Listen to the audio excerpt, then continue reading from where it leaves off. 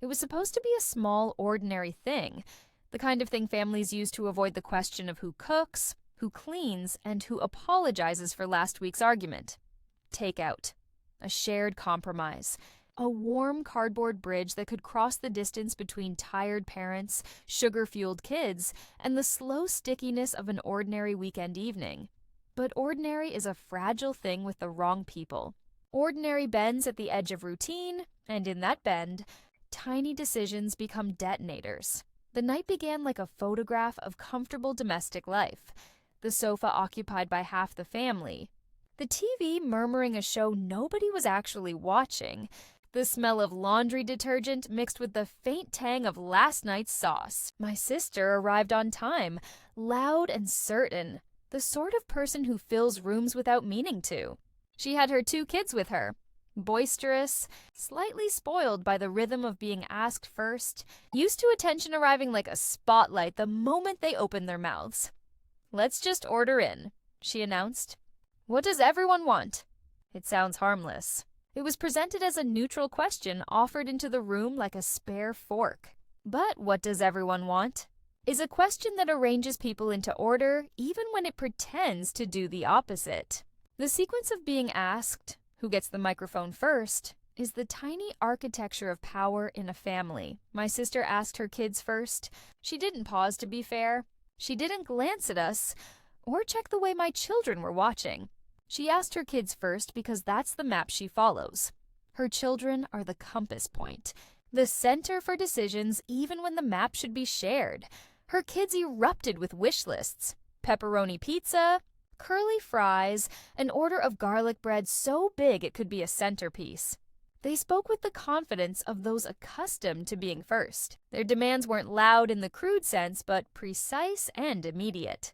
The room leaned toward them, as rooms filled with habitual choices often do. My parents chuckled. My sister kept her voice bright, letting her kids run the menu. My children, small, polite, trained by years of shared custody and quiet endurance, sat waiting. Waiting is a strange, concentrated emotion when you're young. It sharpens and lengths like a held breath. You don't yet have the language for indignation, so you feel the edges of it in your chest. My son's foot tapped under the coffee table, a staccato that might have been nerves if it had been anything else. My daughter practiced smiling with eyes that said the exact opposite. At first, I told myself it was nothing. I told myself the simplest explanations.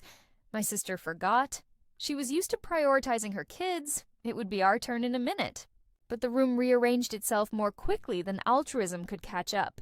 Orders were suggested, votes cast in murmured suggestions, and a tone of consensus formed around the breakfast for dinner brand of choices my sister's kids wanted. Kids are small detectors. They notice the angle of attention, the tilt of a voice. In the span of 3 minutes, a small voltage passed between my children. Their faces hardened with a set of resolve that was big for their size. The thing about children is they register ceremony. Whoever gets asked first, whoever gets picked, receives a tiny coronation. Having no coronation feels like being removed from the family story. What happened next was not a tantrum. Revenge index does not live in tantrums. It lives in the slow burn that follows a contained slight. My daughter shifted in her seat. She whispered, barely moving her lips, to my son.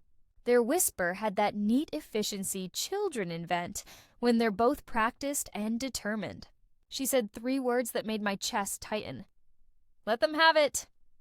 The words were not surrender. They were a signal. I watched from the other side of being both parent and observer. My heart wanted to step between the tiny injustice and settle it with compromise or bargaining chips.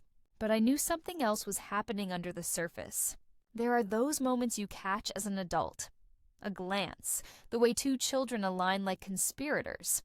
And you know you are witnessing the birth of strategy. This wasn't about food anymore.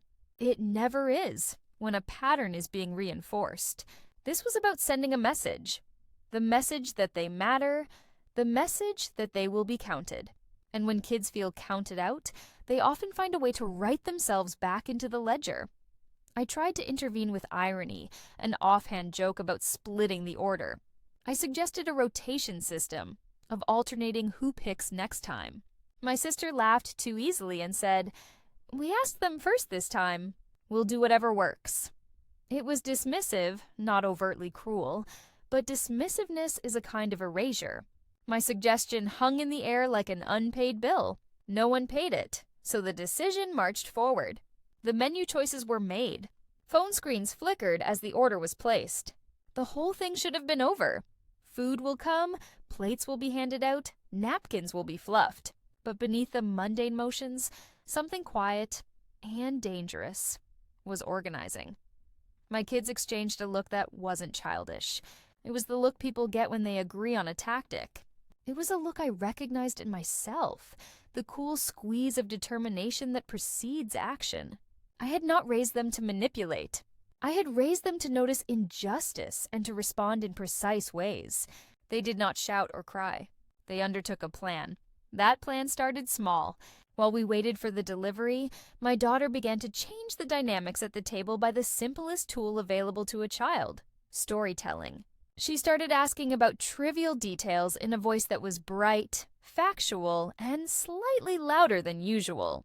She inquired about the sauce, the time the delivery would arrive, and then moved to questions only children ask to wedge themselves back into the circle. Does everyone get their favorite topping? Even Auntie June? The voice was casual, but the effect was deliberate. Attention began to return to our side of the couch like a tide. When that didn't fully work, the plan moved to stage 2, subtle sabotage. My son, who had been quiet, found a forgotten bag of chips and made a show of his appetite. He munched and murmured as if he had not been hungry at all, while his sister's choices were discussed. The point was not to protest. It was to manufacture scarcity. He paused, mock distressed, at the sight of an empty plate near him, as if the universe had conspired to neglect him. The adults noticed. "Oh, don't worry," my mother said softly, as if smoothing a careless wrinkle in a beloved blanket. "We'll make sure everyone gets something." But those words landed differently now. They were too late to stop the buildup. People had already mentally distributed portions, pre-scaled to the first requests. Kind words cannot undo the shape of decisions once they are set. You could have called it petty. You could have said the children were overreacting to an unremarkable moment. But there is a scale to injustice that fits more than one example. When patterns recur, always choosing one household over another, always prioritizing certain voices, the small episodes accumulate like stones until someone uses them to build a barricade. The quiet pact between my kids was the laying of the first stones. The tension began to pulse through quiet acts.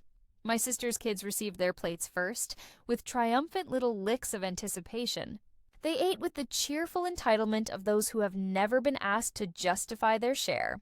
My children ate slower, taking bites that seemed measured, timing their chewing so it could be weaponized later. Eyes met across the room like encrypted messages. And then the arrival. A knock on the door, the rustle of the delivery bag, the clink of change. The ritual of handing out boxes, the plastic steamed with grease, the tiny triumphant shrieks of the children who dove in. For a moment, the house was full of the music of contentment.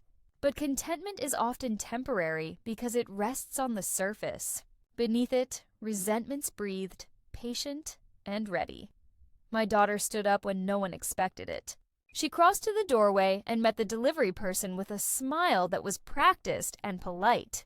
She asked questions about the food with the same careful curiosity she had used earlier, accepted the bag with a bow of thanks, and then, with the choreography of someone who has practiced a move until it becomes natural, she walked past the table, looked at the arrangement of plates, and said something that sounded like a casual observation but landed like a thrown pebble. "Did anyone remember the extra napkins?" she asked. No one noticed the tone. They were not supposed to notice. But it was the kind of sentence that will test a table's politeness. It suggested carelessness, implied oversight. It suggested that while the world had been running on autopilot, someone had been neglected again. My voice intended to be neutral. "We can get them," I said, and reached for my phone to place a small extra order, not wanting to inflame the moment. But my daughter was not satisfied with being placated. She wanted a corrective that had a cost attached, something that would make the oversight visible and, crucially, inconvenient. She had watched the way decisions had rolled like a drumbeat in favor of her cousins. She wanted the drumbeat interrupted, so she spoke again, quieter this time, but unambiguous. "It's fine. We'll just wait until everyone is done." Those words were small, plain, and devastating in their simplicity. They removed the option of being smoothed over. They introduced delay, and delay is a lever. If everyone eats quickly and the kids are served, their moment of being ignored becomes a full, visible event. If the ignored must wait as everyone else is satiated, then the slight is not only felt, it is witnessed. At that, a sliver of panic passed through the adults. A microsecond of awareness that they had set a scene where some people would be served and others would be left looking. My sister laughed, sharp and uncomfortable, and reached for her phone like a reflex. Her kids, cheeks full with the familiar comfort of being first, looked up confused. The room shifted. Nobody admitted to feeling guilty. Nobody acknowledged the pact forming in silence on the couch. But the small mechanism had been set in motion. My children had created a condition that made the family's decision visible and thus contestable. It was less a plan than the shaping of a problem. And problems, once visible, demand solutions that are either generous or corrective. There was no guarantee what course the family would take. They might apologize. They might smooth everything over and set a new routine. Or they might shrug and let this small wound fester until it inflamed into something larger. That night, as people opened the cardboard lids and folded the paper flaps back like little flags, an invisible ledger had already been started. On one side, the choices made quickly, the automatic attention, the spoiled certainty of being asked first. On the other, the quiet counting of slights. The ledger of small harms that children collect without the ability to weigh them as adults do. What no one yet understood was how resourceful children can be when they decide they have been wronged. Resourcefulness feeds on oversight. It turns what adults call tricks into forms of logic. It converts boredom into strategy, and the more trivial the initial slight, the more spectacular the creative retaliation can become. I watched my children, plated and patient, and I felt old guilt and a new, strange kind of pride. They weren't going to make a scene in the way some imagine revenge happens. They wouldn't throw food or scream. They would operate with precision. They would make the family notice what had been invisible. They would make the family feel the weight of their decision in a way that could not be ignored. Across the table, my sister laughed and reached for a slice of pizza, content, oblivious. She did not yet know she had marched into the first line of a battle she had not chosen and could not foresee. The family had treated dinner like a vessel of convenience. My kids had decided to turn that vessel into a ballot box, and somewhere between the greasy cardboard and the hush of the living room, the first rules of engagement were written. The food was on the table. The curtains opened, the air thick with the comfort of grease and melted cheese. For most families, this is where the evening drifts into calm. Kids distracted by fries, adults softened by salt and dough. But this night didn't dissolve into comfort. It sharpened. Because waiting was no longer about food. It was about being seen. My daughter sat upright, her plate perfectly empty, her eyes following every hand that reached for a slice. She wasn't sulking. Sulking would have made her look powerless. Instead, she smiled politely, nodded at her cousins when they smeared their faces with cheese, even asked them how the fries tasted. But the smile was a mask, and every polite question she asked was an arrow meant to sting. "Is it good?" she asked her cousin, who nodded with greasy fingers. "Mm-hmm," came the careless reply. "Must be nice being first," she said. The words hung there, camouflaged as innocent, but they had weight. They reminded everyone in the room that she wasn't eating. The kind of reminder that forces people to shift in their seats, to avoid eye contact, to reach for another bite faster than they normally would, as if chewing could erase discomfort. My son joined the silent protest in his own way. He'd pulled a can of soda from the fridge, not one of the ones bought for the night, but the last lonely one hiding at the back of the shelf. He opened it slowly, deliberately, letting the hiss drag out like a warning. Then he sipped it with exaggerated satisfaction, sighing after each gulp as though it were the only thing keeping him alive. My sister noticed. She glanced at me with that half-smile adults wear when they think kids are acting out. But she didn't say anything. She didn't apologize, didn't try to include them, didn't adjust the order of things. Instead, she rolled her eyes slightly and went back to cutting pizza into tiny bites for her youngest. That was when I knew the line had been crossed, because children, when ignored, don't always scream. Sometimes they plot, and what began as disappointment was quickly hardening into vengeance. The signal came in silence. My daughter leaned toward my son and whispered a single phrase that I couldn't quite catch, but I saw the way his eyes lit up, the way he nodded once sharply. Their pact was no longer passive. The protest had become a plan. The first move was subtle. My daughter excused herself, walked calmly into the kitchen, and returned with a stack of clean plates. She placed them carefully on the table as though she was helping, but then she set two of them directly in front of her and her brother. Empty, untouched. A silent declaration. It was no longer about waiting for food. It was about everyone watching them wait. The effect was immediate. My parents shifted in their chairs. My father muttered something about, "Just give them their share," but my sister laughed it off, brushing crumbs from her lap. "They're fine," she said. "They're patient. They can wait." It wasn't cruelty in her voice. It was something worse. Dismissal. And that dismissal turned my children's patience into something electric. The second move came not long after. My son reached for the TV remote. No one noticed at first. The room was loud with chewing and chatter, but then the channel changed. The background sitcom laugh track vanished, replaced by a nature documentary mid-scene, wolves circling prey. My son didn't look at the screen. He looked at the table. He wasn't watching wolves. He was becoming one. The laughter around the table faltered. "Hey, put it back," my cousin mumbled through a mouthful of fries. But my son didn't. He clicked the volume up, not too loud, just enough that every crunch of a chip, every hiss of soda now had the eerie soundtrack of predators hunting in snow. It was childish theater, and yet it worked. The food didn't taste the same with wolves growling in the background. The timing of bites, the comfort of routine, everything was suddenly off. My kids had tilted the room, and my sister? She tried to play it cool, laughing nervously. "They're just messing around." She waved her hand, tried to dismiss it again. But beneath her words was a flicker of irritation, because she could feel it too. The shift. Her kids, once smug and comfortable, were now glancing uneasily at the TV, their fries suddenly less satisfying. That's when my daughter leaned in, her voice clear, sharp, and impossible to ignore. "You know what's funny?" she said, her smile still plastered on like porcelain. "When people forget who's hungry," the room went silent. Not long, but long enough. Everyone understood now. This wasn't about napkins or slices or waiting anymore. This was a declaration of war, dressed in politeness, sharpened by silence. The adults tried to laugh it off again. My mother muttered about fairness. My father suggested making another quick order. But it was too late. The balance of the room had already shifted. My kids weren't just waiting. They were building pressure.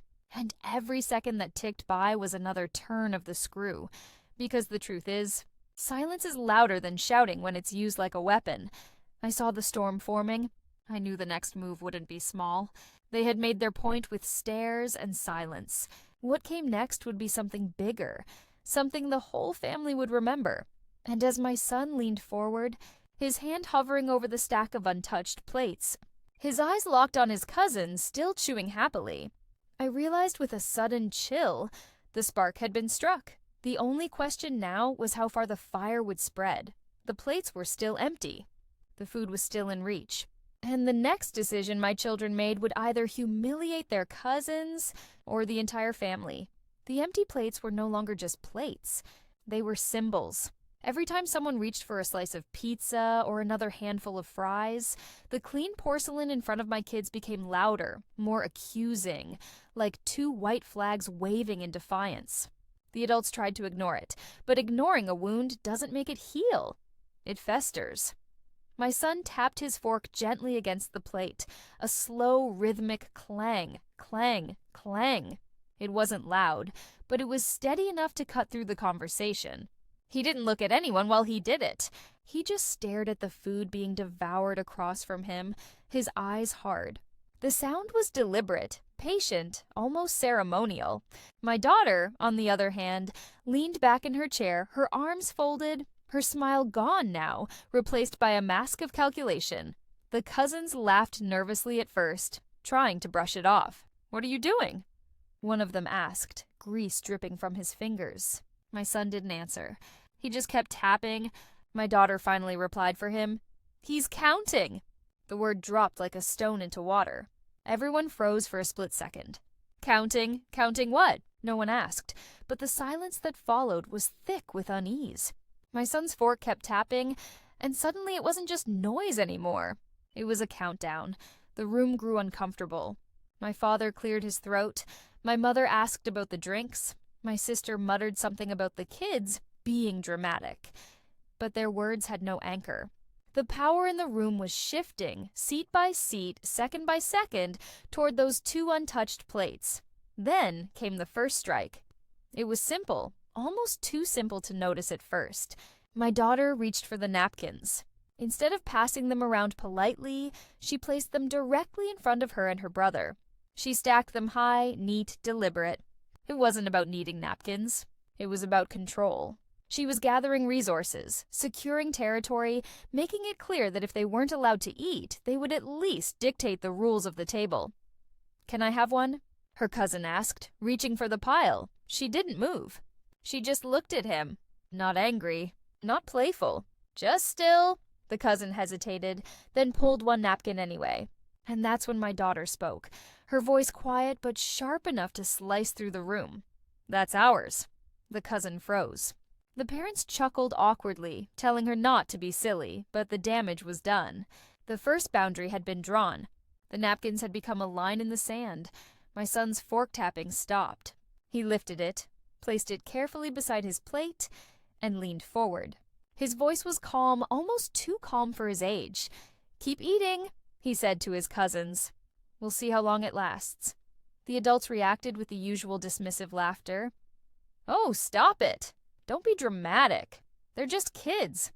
But even as they spoke, something shifted. The cousins slowed down, their bites smaller, their eyes flicking nervously toward the two empty plates. The food in their hands suddenly seemed heavier, guiltier, because my kids weren't just waiting anymore. They were haunting the meal. Minutes passed, each one stretching like elastic ready to snap.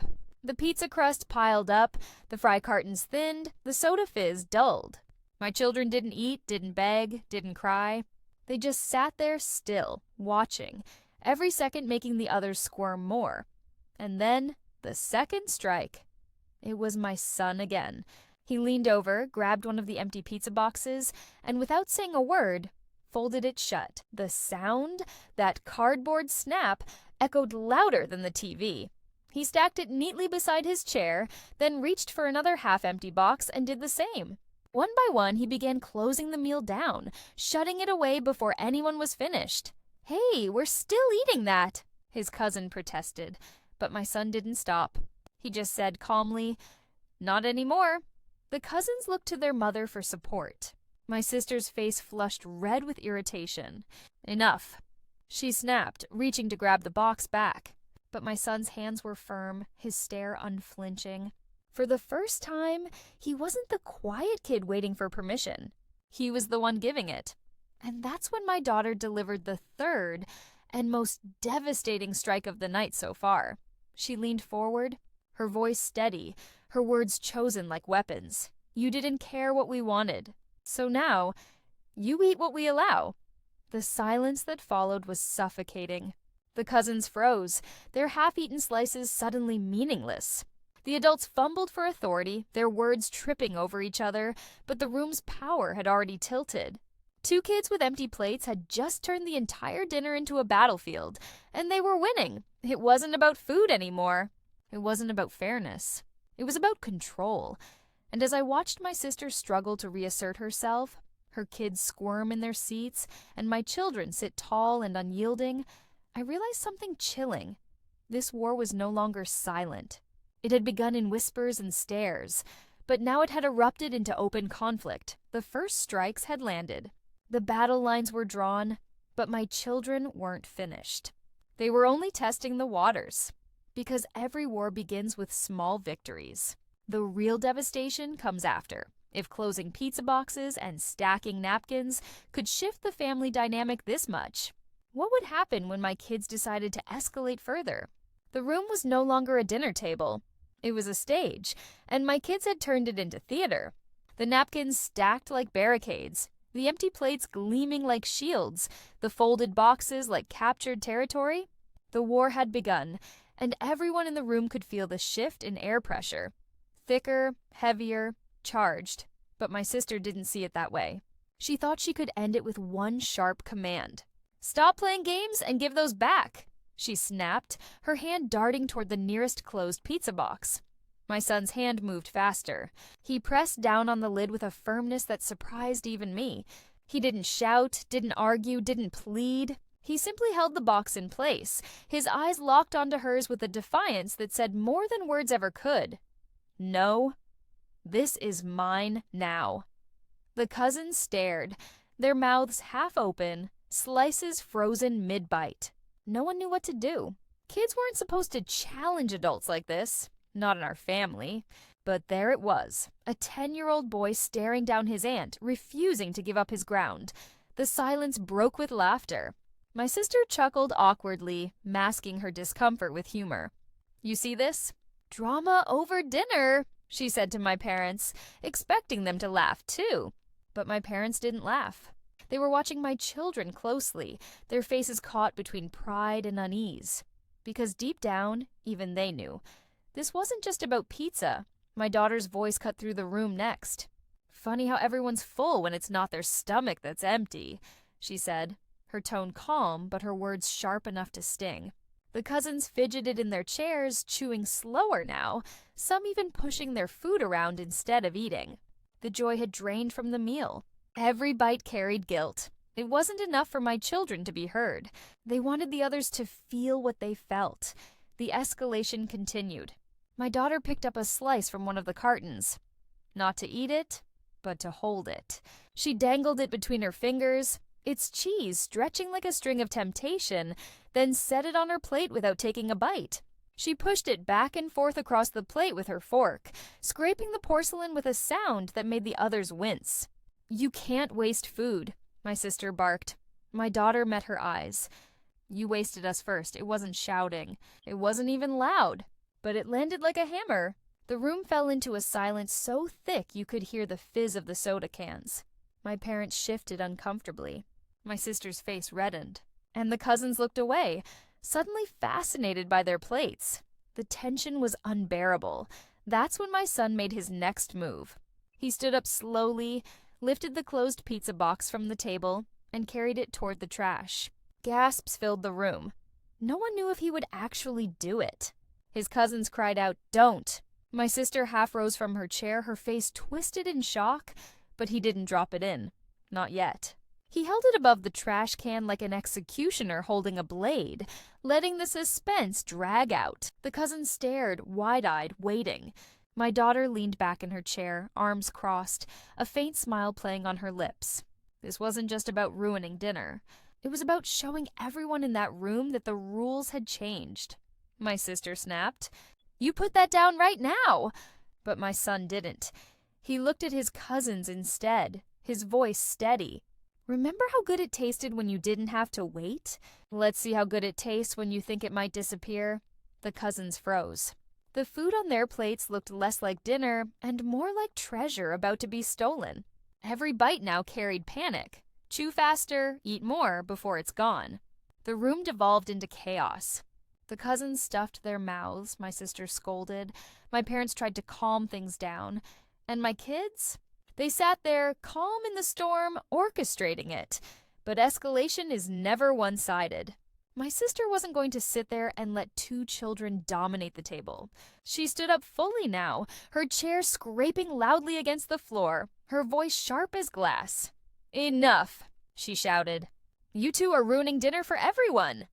She reached for the box in my son's hands. He pulled it back, just out of reach, his small arms trembling but firm. My daughter stood now too, sliding beside him, her presence doubling his resolve. 2 against 1, and then my daughter said it, the line that changed the entire night. "No, you ruined it the moment you decided we didn't matter." The room froze. It was no longer about pizza or fries. It was no longer about waiting or fairness. It was about dignity, respect, and the raw fury of being dismissed. Those words shattered the thin shell of civility left in the room. My sister's face hardened. "Give me the box." My son tightened his grip. "Make me." It was a standoff now, an aunt against 2 children, adults against kids, hierarchy against rebellion. The cousins watched in horror, my parents in disbelief. The air was electric, ready to snap, and then the unthinkable happened. My son tilted the box. Just slightly, enough for the smell of hot cheese and pepperoni to escape, enough for everyone to see the slices inside slide toward the edge. Gasps erupted. My sister lunged forward, but my daughter held out her arm, blocking her path with a boldness that stunned even me. The message was clear. One more step, and dinner would be gone. The entire family froze, paralyzed by 2 children who had turned waiting into warfare. And in that frozen silence, as my kids stood side by side, guarding the food not to eat but to control, I realized with a chill, this wasn't escalation anymore. This was war strategy, and the next move would decide who really held power in this family. Would my kids go through with their threat, letting the food hit the trash? Or would my sister find a way to wrest control back before the entire dinner collapsed? The standoff at the trash can was unbearable. Every breath in the room was shallow, every movement tense. My son held the box like it was a weapon, and in that moment, it was. Not a weapon to destroy food, but a weapon to control every set of eyes locked on him. The cousins had stopped chewing completely, their half-eaten slices limp in their hands. My sister's face was flushed red, veins tightening at her temples. "This isn't funny anymore," she hissed, her voice trembling with a mix of rage and disbelief. But my kids didn't flinch. My daughter, standing shoulder to shoulder with her brother, looked calm. Too calm for her age. She folded her arms, lifted her chin, and spoke with the chilling precision of someone much older. "Neither is being treated like we don't exist." The words sliced deeper than any shout could. Because it wasn't a tantrum. It wasn't whining. It was truth.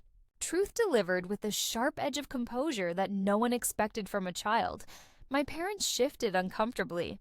My father muttered something about letting the kids eat. My mother, softer in tone, urged my sister, "Just let them pick something too. It's not worth this." But my sister was too deep in it now. Her pride was on the line, and pride is heavier than pizza boxes.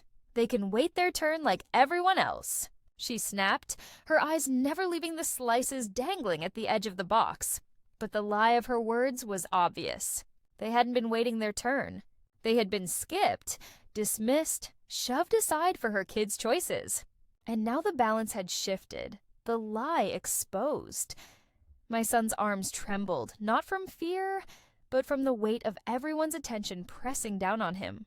Still, he didn't back down. His eyes flicked to his sister, and she gave the slightest nod. The pact was intact. Then came the move no one expected.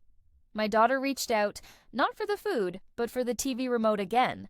With one press, the wolves returned to the screen, fangs bared, circling their prey, growls vibrating through the speakers. She raised the volume higher this time. The room filled with the sound of the hunt. The symbolism was brutal.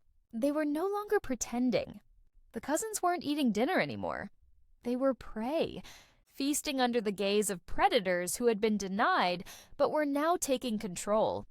The cousins squirmed, setting their slices down, suddenly nauseated.